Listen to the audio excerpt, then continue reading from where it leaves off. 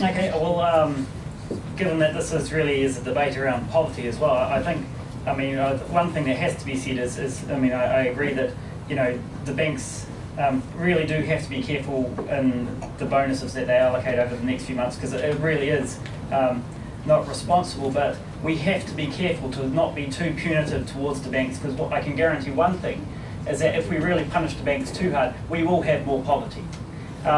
Because banks are actually fundamentally important, and it's not just sort of investment bankers and the sort of canary wharf in the city. You go to any small town, and an important part of their infrastructure, they've really got three things they rely on: the pub, the post office, and the bank.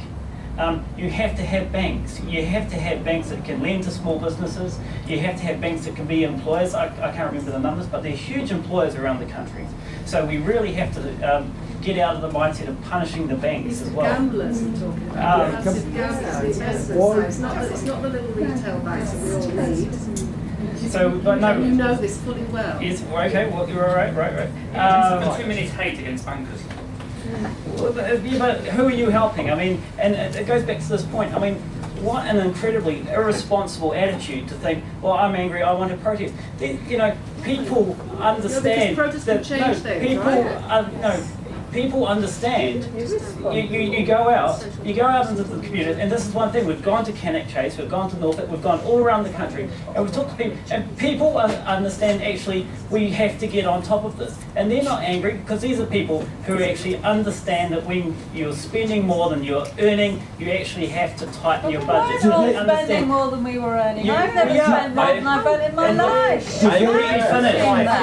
I agree you should not punish local bankers. Right, look, and if you let me finish, as was mentioned, this is not a particularly good audience for listening, which, an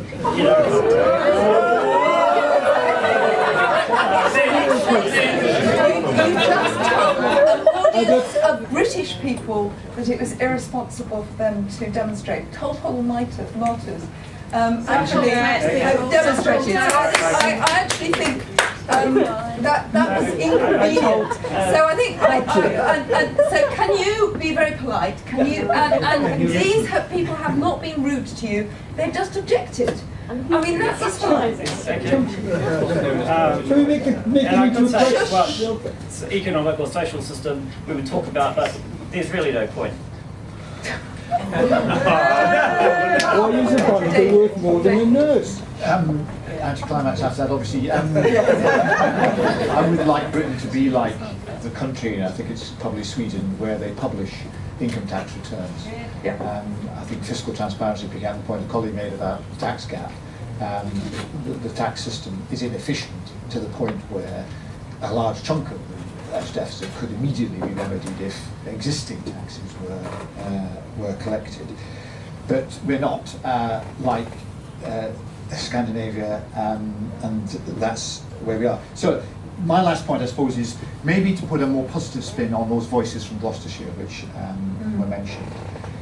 It is the case that the coalition government has captured a rhetoric of social solidarity, paradoxically, from a right of centre perspective. In talking, however, the language of fairness, and to some extent even of equality, in principle, the government's opened a door which the centre-left, New Labour, new in the sense of newly led Labour, might conceivably take advantage of. I think that conversation does display, and speaks to the themes of George Orwell himself, that there is an undercurrent of belonging together. People sense that we are all in this together. Obviously much more direct in the 1940s than now, but still present. That must be possibly a political opportunity if at the moment it has been captured by the coalition government. I'd like to, I've got George to close. I'd like to thank our panel very, very much. I'd like to thank you very much. I'd like you to thank the panel. And then I'd just like to say, it seems to me that the really interesting thing about now is actually we need quite a lot of imagination, both about making the invisible visible, which is I think we can take that away.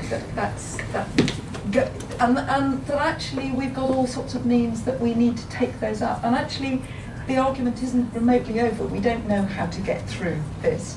but keeping truth, which is in a sense the Chris Giles, that's at least be accurate, and that may be uncomfortable. And being imaginative, actually, and using literature and creativity and culture and arguments and plays and all of those things, and paintings, all of those things, which things like the BBC, who nearly had a coup against it but managed to survive, those imaginative answers, so that we talk with ourselves about the nature of the quandary we're in and the decency that we would like to say, seem to be very important. But I'd like to thank you all.